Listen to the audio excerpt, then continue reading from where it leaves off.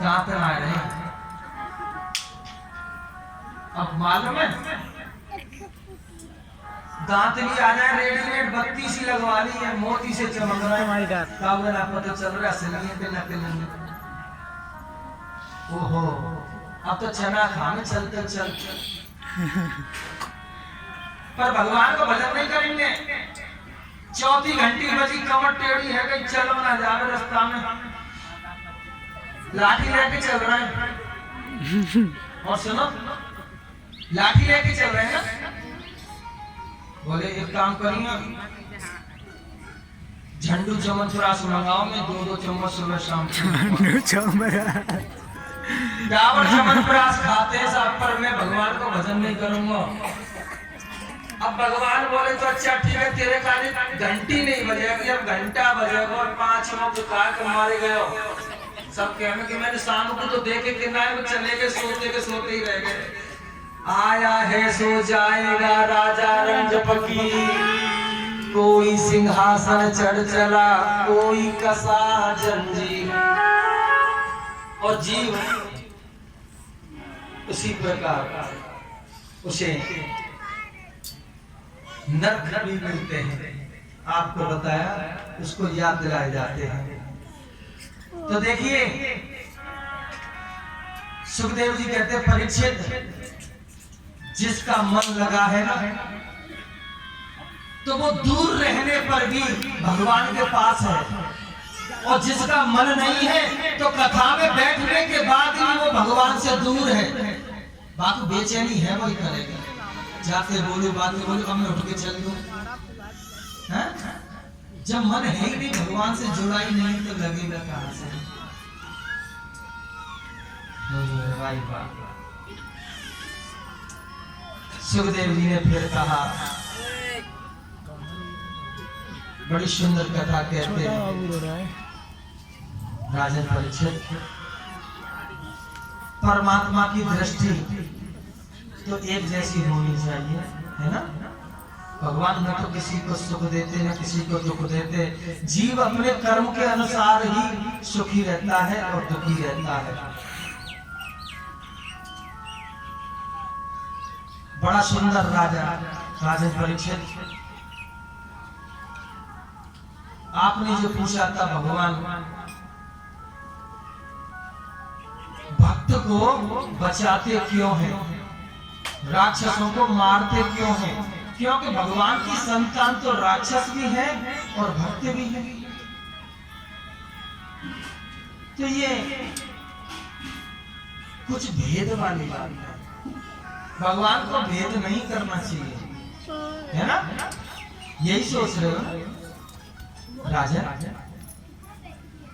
जिसने कभी अपने जीवन में भक्ति परायण नहीं की, सत्संग नहीं किया और हमेशा बुराइयों में लिप्त रहा, तो उसकी सहायता भगवान नहीं करते, भगवान के पास ही नहीं जावे, उसकी सहायता नहीं करेंगे। जो भगवान के भक्त होते हैं, भगवान के भरोसे होते हैं, अगर हर समय कहते हैं राम जी जाने, राम जी जाने, और ऐसे व्यक्ति को यदि कोई परेशान करे, कष्ट पहुंचावे, तो उसकी रक्षा करने के लिए किसी न किसी रूप में राम जी आते हैं। समझे, राम जी आते हैं। अब इसके लिए विश्वास होना चाहिए, ये सच्ची घटना है। हमारे श्रीधाम वृंदावन में सूरदास जी और इधर में गोस्वामी तुलसीदास जी दोनों आपस में मिले हैं, कंठ अवरुद्ध हो गया, सत्संग होने लगा। ये सच्ची घटना है, सच्ची घटना है। तो मालूम है, आपस में दोनों मिलकर हर चर्चा करने लगे। ओहो, जहां पर सूरदास जी हो, तुलसीदास जी हो, अब तो वहां पर सभी आ गए, भक्तों की भीड़ आ गई। कभी वहां पर मचलता हुआ एक हाथी आ गया, चारों तरफ तोड़ करता उसी भीड़ में आता जा रहा है। भीड़ भागने लगी, सभी भागने लगी।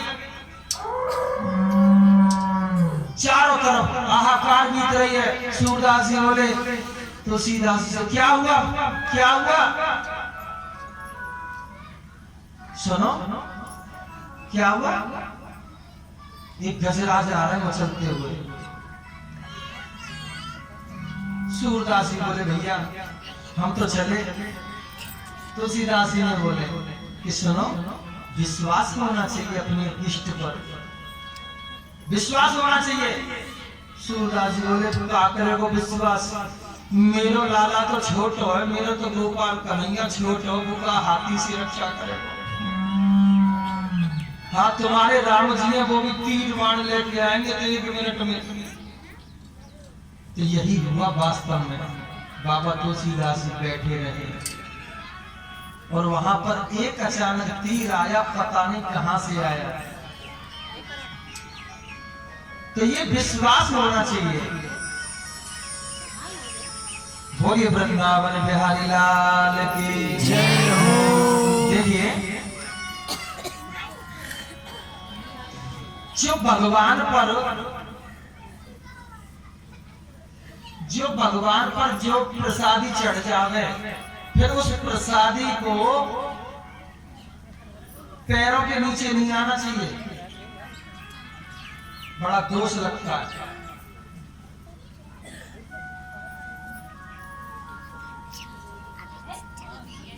आपको पता है देवराज इंद्र ने एक बार ये अपनी माला को दे दिया था देवर्षि दुर्वासा जी को, और वो माला टूटकर दुर्वासा ऋषि ने दिया था देवराज इंद्र को।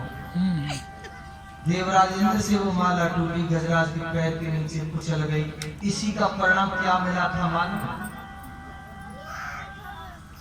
सभी देवताओं को प्रत्येक जगह जगह पर भटकना पड़ा, पूरा ऐश्वर्य कीर्ति छीन हो गई। तब इसीलिए निवेदन होता है जो प्रसाद आपको आरती में मिलता है तो बड़े भाव से गिरना नहीं चाहिए एक भी कण।